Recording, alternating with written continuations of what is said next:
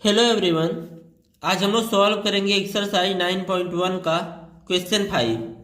A kite is flying at the height of 60 metre above the ground. एक पतंग है जो ग्राउंड से 60 मीटर ऊपर उड़ रही है।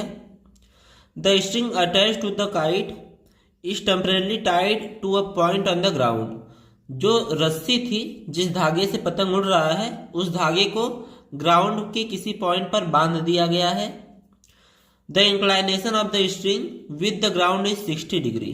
और इसका इंक्लाइनेशन है ग्राउंड से 60 डिग्री का। Find the length of the string. आपको रस्सी की लंबाई बतानी है जिससे वो पतंग बंधा हुआ है। मान लेते हैं ये आपका ग्राउंड है और यहाँ पे उसे बांध दिया गया है धागे को, और यहाँ से पतंग उड़ रहा है। ये है आपका, मान लीजिए, पतंग, और ये उड़ रहा है। और ये जो पतंग है ना, ये ग्राउंड से 60 मीटर की ऊंचाई पे उड़ रहा है, ऐसा क्वेश्चन में बोला गया है। यानी जो ये लेंथ है, ये लेंथ, ये कितनी है? 60 मीटर। साथ में क्वेश्चन में आपको ये भी पता है कि इस रस्सी का ग्राउंड के साथ जो इंक्लाइनेशन है वो 60 डिग्री का है। तो आपको बताना है कि स्ट्रिंग की लेंथ कितनी है, यहाँ से यहाँ तक की डिस्टेंस कितनी होगी। तो यहाँ मान लेते हैं ये है आपका ए, इसको मान लेते हैं बी, और इसको मान लेते हैं सी। तो सिंपली एक ट्रायंगल बन रहा है जिसमें आपको बीसी की लेंथ पता है, एंगल ए पता है, ए बी की लेंथ आपको बतानी है। सॉल्यूशन में सबसे पहले फिगर को एक्सप्लेन करेंगे। तो यहाँ पे लिख देंगे let B is the kite and it is tied on point A। ठीक है, अब यहां पे लिखेंगे अकॉर्डिंग टू द क्वेश्चन।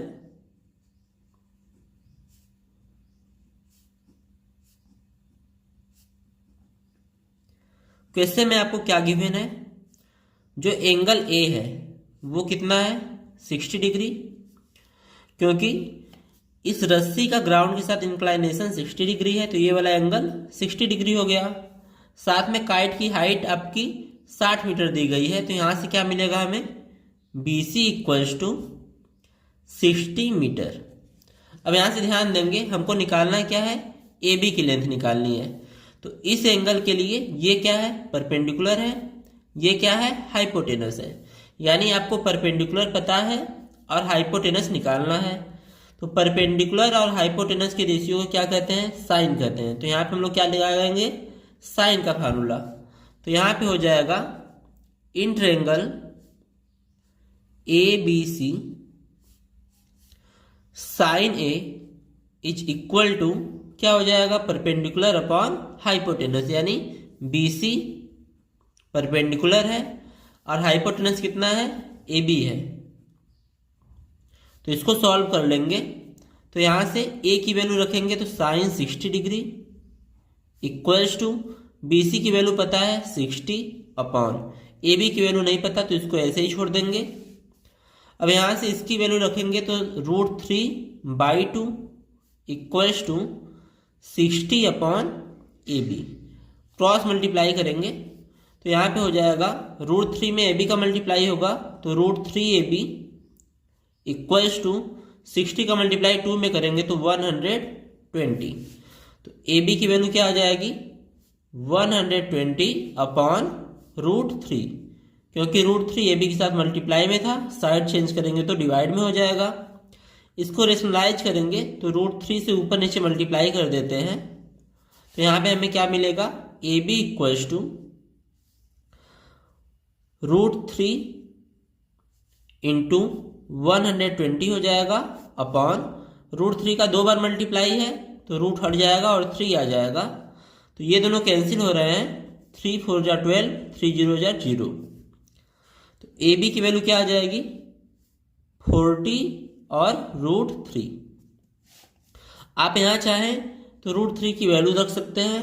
√3 की वैल्यू होती है 1.73 और इसमें 40 का मल्टीप्लाई कर देंगे तो आंसर आ जाएगा 4 3 जा 12, 4 7 जा 28 प्लस 1 29, 4 1 जा 4 प्लस 2 6, यहाँ पे डेसिमल लग जाएगा तो 69.2 आंसर आ सकता है।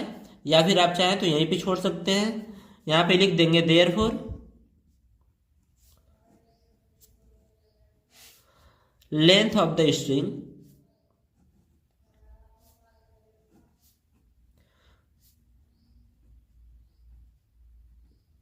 इज 40√3 मीटर, क्योंकि क्वेश्चन में हाइट मीटर में दिया है तो लेंथ भी किस में निकलेगा, मीटर में। या फिर आप इसकी जगह पे लिख सकते हैं 69.2 मीटर।